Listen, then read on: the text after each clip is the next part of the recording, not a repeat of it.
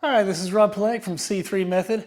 I want to share a programming technique that I use often in my workouts that allows me to build more muscle but have less stress on my joints and connective tissues. What I often do in my workout, especially for large body parts like back, is combine two movements that have kind of competing angles, competing aspects. I'm set up here to do a bent over row on our Smith machine, and then I'm going to be going right into a cable seated row.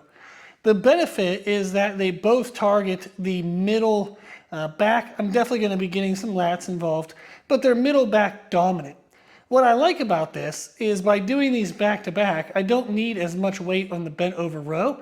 That can allow me to focus more on mind muscle connection, less loading through the spine, the core, so I don't have to worry about thickening my core with heavier weight loads. And then whenever I do the cable row, I don't need as heavy of weight, and that lessens the stress on my biceps, and it actually primes the mind muscle connection I'll have on the row, and I can actually better feel my back. I want to take you through a working set on each exercise so you can see the pace that I do each movement in and the pace I use to perform this superset back and forth. Okay, we'll get into the first exercise, which is the row. I'm using these handles called Swissy grips just to give me a neutral grip on the barbell.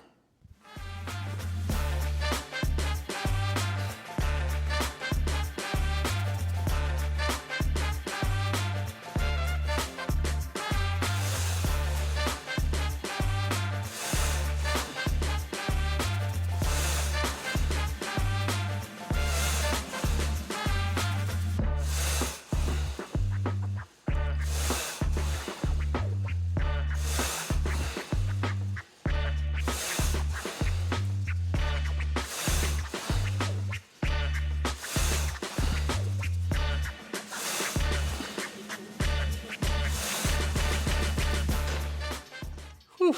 Okay, so that I did with the head supports. That way I had a nice strict position. Didn't over involve my lower back or get too much momentum swinging with the weight. And I focused on a really good stretch at the bottom, letting my shoulder blades really spread open. Now on this row, I'm going to be focusing on the same thing, really paying attention to separating my shoulder blades and squeezing my shoulder blades. Not so much what the handle's doing. I'm not focusing on pulling the handle close to me or letting it stretch further away. I'm really only thinking about my shoulder blades, making sure they squeeze and making sure that they stretch apart. Okay.